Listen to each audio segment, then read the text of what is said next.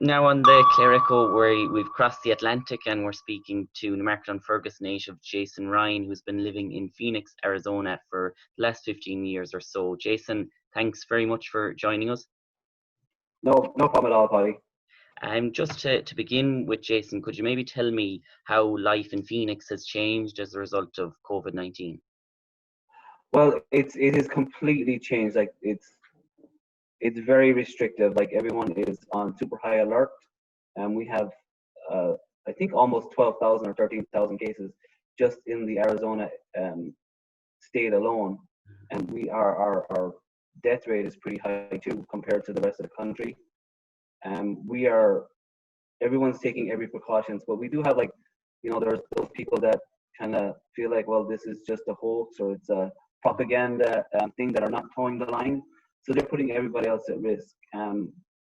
Because we have to travel everywhere, it's kind of like the risks get higher and higher. So a lot of people just stay indoors. When they're going shopping, most stores require that you wear a mask. A lot of those people that are in the front lines, they're all wearing face shields. You can't go to the doctors unless it's an emergency. But they're being very like restrictive of like where you can go.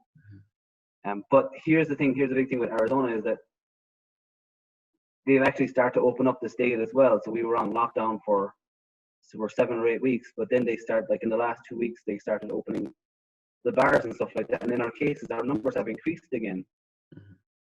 Because people aren't taking precautions.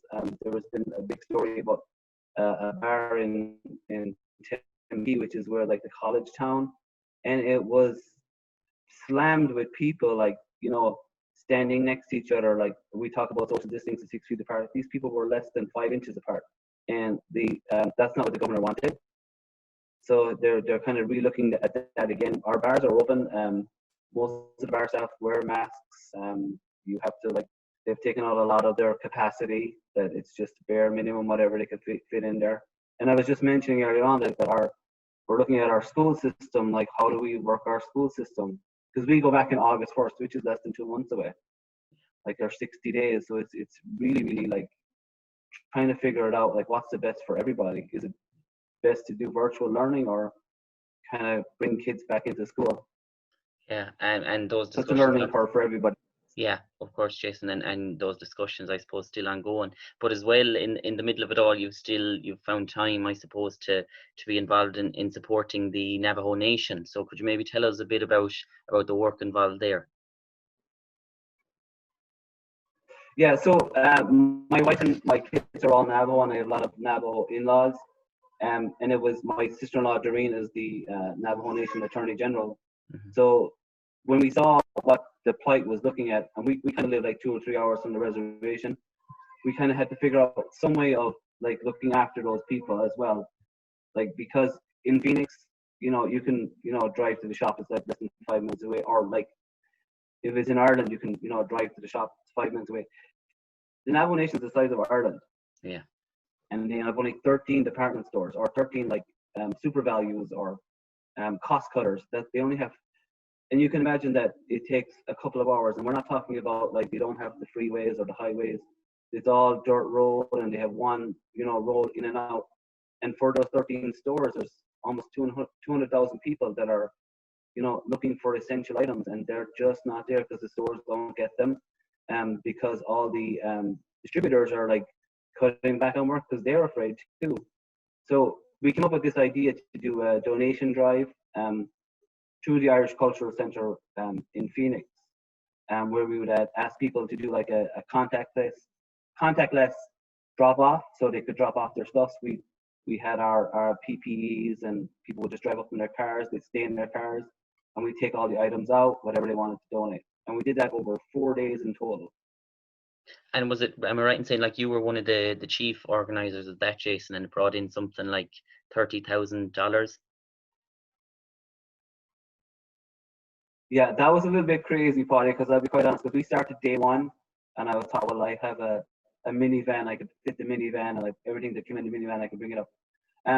But through the power of social media and just like well-placed advertising and people coming along, saying, hey, come and support us. So day one, we started off, pretty you know, mediocre. Day 2 doubled. Day 3 then just tripled it, and the last day was just phenomenal. We had cars coming for 3 hours nonstop, and they weren't coming like with 1 or 2 items. Their cars were full of you know, paper products, water, and all this stuff. And we got great feedback from the Irish consulate and the Irish embassy here in Dan Mulhall, our Irish ambassador, and from Captain Mark Kelly, he's running for the U.S. Senate, but he's actually an astronaut. So but he lives in Tucson, but he's got lots of Irish connections, and he was telling people to come and support. And then we got a lot of the Native community who are stuck down here, who have family that living on the reservation, who can't really help them because you can't really send money. Yeah. Sending money, because that means they have to go to the store. That means it increases exposure. So they were buying products saying, can, you know, let's look after some of our families, because most of their families are connected or related. So it was kind of like people were coming in their droves, and we had a food truck that was offering to come. Like if you donated, you would get some like a discount on fry bread, or, you know, a drink or stuff like that. So it's pretty cool, like the last couple of days. And then we had the Arizona Cardinals owner, Nicole Bidwell, come and like lend support to us, and that was pretty phenomenal because she's like give us big exposure to. And was it the level of exposure, Jason, that kind of, would you think that's what led to the big change and the massive increase in response that you got over those few days? Oh, I think for sure, and I think people having an outlet where they could, you know, help. And it was the Irish Culture Centre in Phoenix is centrally located. It's kind of like when you look at like Ennis compared to Clarecastle, Bearfield, Ballier. That's kind of what it looks like. So people were coming from all the different little cities around. It was easy. It's only 20-30 minute drive, where it wasn't like at a location you couldn't get to. And when we finished on Sunday at 12 o'clock, we were looking at donations, and, you know, my idea of putting in the van was thrown out the window, and I took a picture and I sent it to my sister-in-law, and she said, you guys are going to need to get the National Guard in, because they're the only ones that can transport them up. So I called them, we got in contact with the National Guard, and they were like, how much stuff do you have? And we had bales of hay, and we had dog food, and about 100 and almost 200 bottles, cases of water. They're like, we'll come in and help you, you know, and I'm expecting them to come in with the trucks. They came in with like 2 53-foot trucks, and they filled them to capacity. And they helped bring them all the way up to Winter Rock, Arizona, which is in the middle of the capital of Navajo Nation. And that was kind of phenomenal to see, like, their operation when they had 22 soldiers come help us, just get that stuff up there. But I was overwhelmed. Everybody was like shocked when we brought the stuff out and put it in the 53-foot trucks, how much actually was there, because it had all been kind of like stacked up. Yeah. So it took us about an hour and a half to take the stuff from the Irish Culture Centre to put it on the trucks, and there was 30 of us. And were you able to see the reactions of the locals in Navajo, or was it just a drop off that you left it there and then went again, Jason? No, so what happened was everything that we sent, we actually put a shamrock sticker on. And when they got to the Navajo Nation, my sister-in-law sent us like some of the reactions from people that got their stuff. They know that they came from the Irish Cultural Centre. But it was pretty cool to see people would have to drive up. So what's happening on the Navajo Nation right now is they have food drop-off or food pickups. So people will drive in their trucks or cars up in the trunk, and the same thing, contactless. But you could see some of the Irish stickers in the first couple of days. Like, we put it on everything. Yeah. And actually, on the first, that was the 2 trucks, but there were some prioritized items like face shields and feminine products, which we actually had Guardian Air fly up the previous Tuesday, and they sent almost 2,500 face shields, and I think about 27 boxes of feminine products. And the feminine products was something you would never think of in an emergency, in a lockdown situation, because it's always food and water. But they were glad of the donations. Yeah. And Jason, is it planned to do a similar thing again, or will that be enough to kind of look after the people of the Navajo Nation? We're looking at the situation right now, because of the official GoFundMe. getting a lot of support. Where we're kind of looking at that. But we will be probably doing something within the next week or two. And the Navajo Nation is not the only one that's been affected. There's the Wallapai Nation, which is closer to the Grand Canyon, that they're lacking resources too. So we're going to try and organize something for them as well, or just to like organize the people that donated for the Navajo Nation just to donate to them as well. There's a lot of tribes in Arizona, and they're isolated. It's not like there's, you know, they can drive to a town or city. They're all isolated. And what would your current daily involvement be with this kind of fundraising and efforts, Jason, or is it just a case of planning for the next donation, I suppose? It takes a lot. It's a planning for the next one. So we usually look at the situation, we'll plan for the next one, because it is quite a big undertaking, and we have to kind of be very mindful of restrictions. So everything we do has to go through, like if it's through the Irish Culture Center, it has to go through the City of Phoenix, making sure that we're following their protocol. We can't just organize one thing and say, hey, we need all these. There's precautions that we gotta, you know, keep in mind and make sure that we're doing everything. Like everything we sent to Navajo Nation was sanitized twice. Right. So people would drop it off. We'd have people inside the center that would sanitize everything before they even got on the trucks, and same happened when in the Navajo Nation when they got their distribution center. So it takes a lot of planning. We have to make sure we can't be just sending up stuff. Like everything that comes, we have to make sure it's sanitized. So it does take a lot of volunteers. Just organizing that is kind of difficult at this time because people are reluctant, and especially because of the current circumstances within the US itself. Just saying, in terms of your role within the organization of it, like how many volunteers would be involved, and how would you communicate with them? So we had a total of 80 volunteers, 50-50 between Irish and Native people, and just general people that wanted to help out. So my role was, so the Irish Culture Center took care of their volunteers, so they got half of the volunteers were actually members of the Irish community, and then we just put out a shout out to any of the people from the Native community that want to help, that were living here and wanted to help, and that was kind of like a mixture of both. And you would have seen that, especially it was around the family memorial time, and we got a lot of social media press because of the family memorial time and the Irish helping the Navajo, just like the legacy story of the Irish and the Choctaw. And a lot of people kind of, we already knew the story. Denise we have the kids book, The Long March by Mary Lou Fitzpatrick, that we've read to our kids like when they were younger.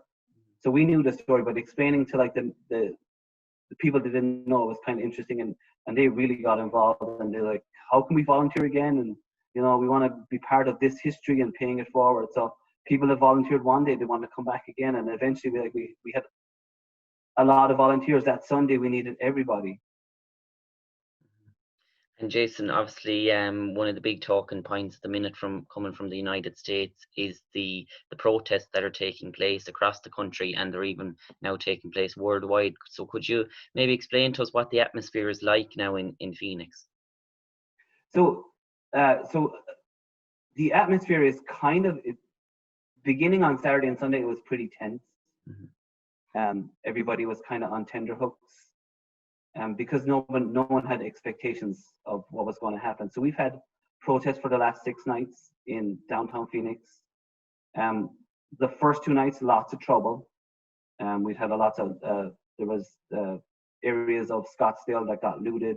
The Phoenix Police Departments, they had rocks thrown at their windows and kind of stuff like that. But I think people have beginning to get the message, and especially with the people that are involved in the Black Lives Matters movement, are making sure it's a peaceful protest.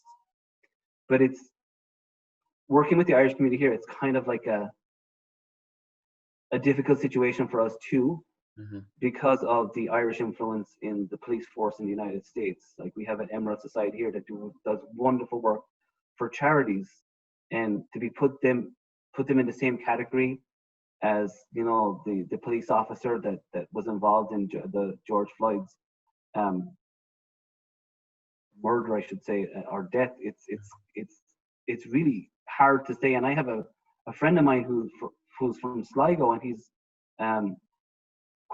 graduating from the police academy here in Arizona, and he's graduating on June 12th, but he doesn't want to post pictures for fear of backlash. I'm like, that's not, like, he's always wanted to be a police officer, and it's a hard situation, especially for us Irish, I think, because we have so many connections to the police force here. Mm-hmm. And is it something people have said to you, Jason, like friends of yours that would be in Arizona, that would maybe discuss that with you, that you kind of feel people are conscious of the Irish connections to the police force? Yeah, and that's one big thing, that they know of people that have been they know the wonderful work that the Emerald Society has done for the people of Arizona, especially those less fortunate. And they're just worried that they're all painted with the same brush.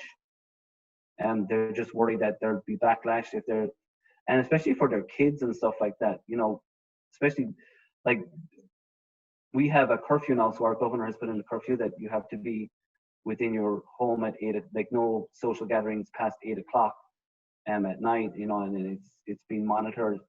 But like, explain to kids what's going on, and especially if your parent is in the police force, there's no escaping social media.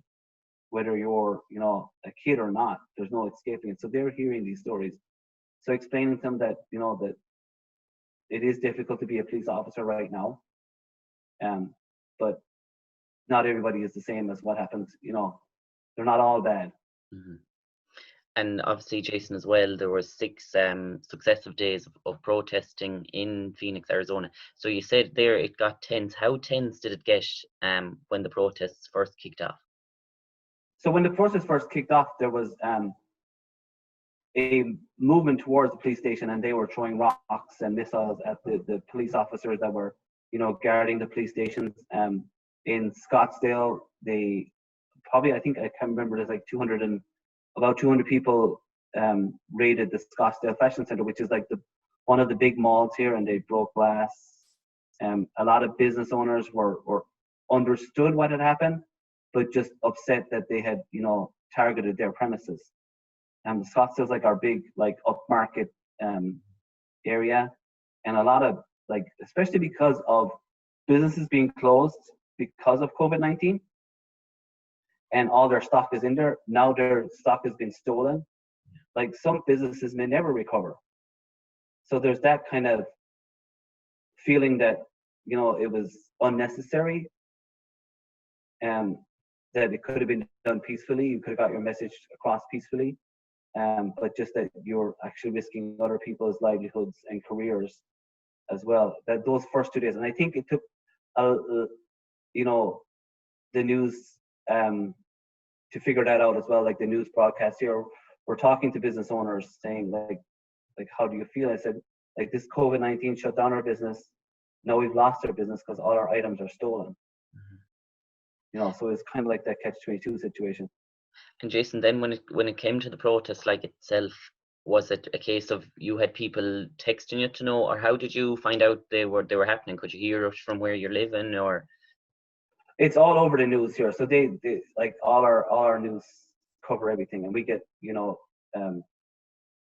indicators, or we get alerts if there's something like happening in the city. Like, if there's a fire pretty close to our home, we get notifications pretty close. We have a lot of wildfires during the summer, but we get a lot of notifications. We have about 10 or 12 different news stations that are here in Phoenix, so they're all on it, and it was 24/7 covering the situation, because they were monitoring. And I have a couple of friends that are in the media, and they would alert us to say, okay, this is happening right now, and they would do live coverage. But it was just like, so we were only 20 minutes from Phoenix, and it was passed around social media that it was coming to our village, which is our city, that they were trying to do it here again. But luckily it never happened, because it could have happened to, like, Gilbert is pretty small, but it's not very family orientated. But they didn't want the protest to be in Gilbert because of what had happened in Scottsdale and Phoenix. Yeah. And Jason, obviously the US presidential election is a few months away.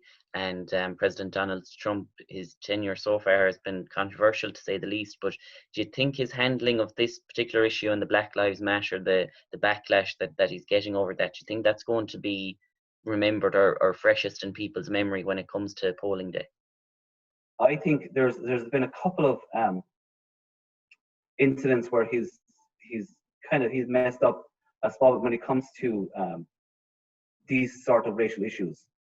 I think he's made it clear that he is, tending towards one side, or there's lots of controversy. I think one of the big things that there was a Netflix show, When They See Us, that involved the Central Park Five, and he was portrayed in that movie as a bad person, and that got a lot of media hype, especially when it comes to like the 2020 election. So I think his tenure his ratings have gone down dramatically. Yeah. There's a lot of stuff that he's done wrong. I'm not saying that he's done some stuff right too as well, but I think the social part of being a president, he's kind of like missed a step or two. He's reacted rather than listened to reason or thought about situations. He has a lot of reactions. I think he said in one of his tweets was, once the looting starts, the shooting starts. Yeah. So that is like, for a president that is supposed to be like impartial, to use that kind of terminology for in a tense situation is kind of wrong. So I know actually in the last couple of days that I've looked at, so we have our primary elections here. Yeah. So a lot of those people that were on the Republican ticket have lost their seats because of what's happening. Yeah. And a lot of people that have, pledged allegiance to the Trump movement have lost their seats. A lot of more Democrats and a lot more females that are getting voted in. So it's kind of changing. I honestly don't think he will get in the election, whatever form that takes, because I think there's too many people upset over his handling of the COVID-19 thing, and now his handling of this Black Lives Matters movement as well. So I think that his time may be up. He may have, if he maybe thinks in 5 years' time what he could have did differently, he might have changed a lot of things. Okay. And Jason, before our own time is up here, could you tell us, obviously you have a young family with Denise as well over in Phoenix, so how are you coping during the measures? Obviously you've all this stuff going on in the background, but in terms of keeping the lads entertained and away from school and active, how are you managing? Yeah, so we've signed them all up for summer school. They hate us right now. So I'll paint a picture, Paddy. It is now, what is it, 12:19, and it is 104 degrees. Okay. So I think that's 40, close to 40 degrees in Ireland. So we have this all the time. So we don't have, and all our places are closed, like where we'd normally go, are closed. The only thing that we do is we visit our my in-laws, and they have a swimming pool. So our kids go swimming. At the online school and swimming, that's their only two activities so far. They play video games, but they're afraid to go too, because I have a 15-year-old and a 12-year-old that are pretty caught up with the current situation. So it's kind of like, yeah, they know what's going on and they understand, and they're kind of reluctant to go out just because of the situation. Okay. Jason Ryan, all the way from Newmarket-on-Fergus to Phoenix, Arizona. Thanks very much for joining us on the Clare. Thank you, buddy.